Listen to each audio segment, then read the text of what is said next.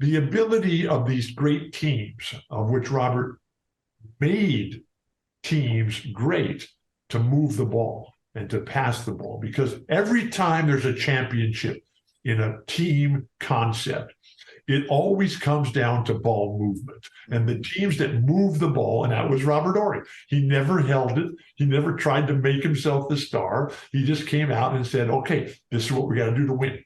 And we got to pass the ball to Keem. We got to pass it to Shaq. We got to pass it to Timmy. We got to play defense. We got to rebound. We got to run. We got to set screens. We got to catch the ball. We got to fill the spaces to draw the defense and open everything up.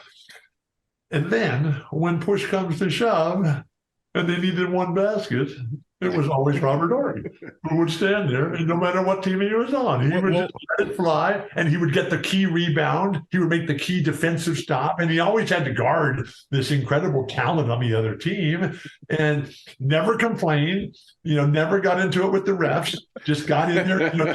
Never got into it with the coaches, with the exception of Danny Ainge there. But one clear exception. Hey. That was just from the history of playing against him. Robert, there was a little bad blood. Yeah, Robert, nobody has made more mistakes than me. So, and I had my own Danny story, because I was on the second string on the Celtics when Danny was a huge star with Boston, and Danny was scrambling my brainwaves one day, and he was messing with me because I was trying to get up.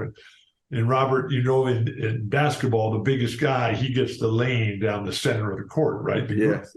We'll establish that. And the biggest guy in the court, he gets that groove. And you got to get out of that way, man. So I was really laboring with all kinds of foot trouble and just struggling to even get through practice. And Danny, just young, spry, just bouncing around like wild man. Like a new puppy.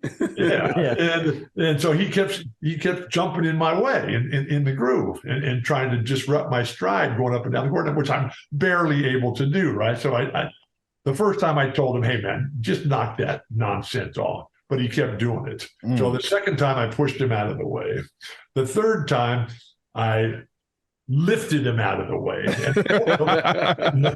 And then the fourth time I just ran over him, right? And he got mad and he jumped up and wanted to fight me. So I'm standing there saying, let's go, this little tiny guy, right? And then so he's yelling at me and barking at me. What are you doing, Walton? And Casey Jones, our great coach, he comes over. What's going on here, right? And then Jerry Seasting, who was a guard on my team on the second string, right? He comes over and he starts getting in my face and he's on my team. So finally, the little guys stick together. So I looked at Danny Ainge and I said, hey, man, the only thing I hate worse than a guard is, and then I turned to Jerry Seasting, who was on my team. I said, is a second string guard. Mike. And we went on to win the game.